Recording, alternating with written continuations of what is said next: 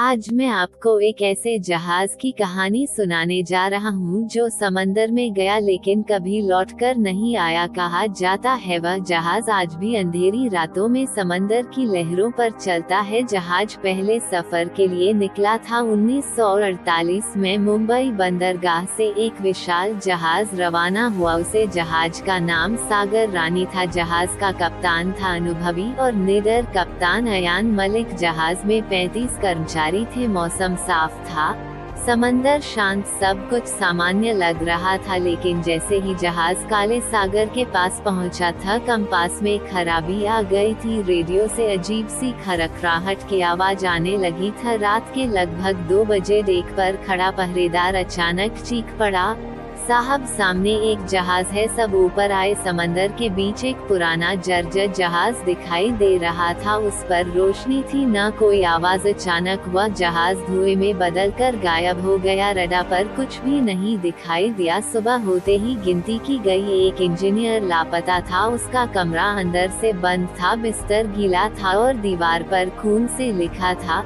समंदर बुला रहा है। कर्मचारी एक एक करके मारे जा रहे थे। कप्तान ने तुरंत वापस लौटने का आदेश दिया, लेकिन इंजन ने काम करना बंद कर दिया। डर का साया। अब हर रात कोई न कोई कर्मचारी गायब होने लगा। कर्मचारी बताते थे, समंदर से दिल दहलाने वाली आवाज आती थी, जैसे खूंखार जानवर है समंदर के अंदर, लेकिन जो आवाज सुनता वो अगली सुबह नहीं मिलता। जहाज अब एक चलता हुआ कब्रिस्तान बन चुका था। सच्चाई का खुलासा। कप्तान को पुराने जहाजी दस्तावेज मिले। सच सामने आया। ठीक इसी जगह 100 साल पहले एक जहाज डूबा था। उसका नाम भी था सागर रानी। उस जहाज के लोग मरे नहीं थे, उनकी आत्माएं समंदर में कैद हो गई थी। हर 100 साल बाद वे अपने बदले एक नया जहाज मांगती थी। आखिरी बलिदान। अब जहाज पर केवल कप्तान और 2 कर्मचारी बचे थे। कप्तान ने समंदर से कहा, मुझे ले लो लेकिन इन्हें छोड़ दो। कप्तान कर्मचारियों से कहा, तुम अपनी जान बचाकर निकल जाओ। अचानक भयानक तूफान आया। जहाज टूटने लगा। कप्तान अपने साथियों को बचाने के लिए खुद समुद्र में कूद गया। सुबह समंदर शांत था। 2 कर्मचारी एक छोटी नाव में जिंदा मिले, लेकिन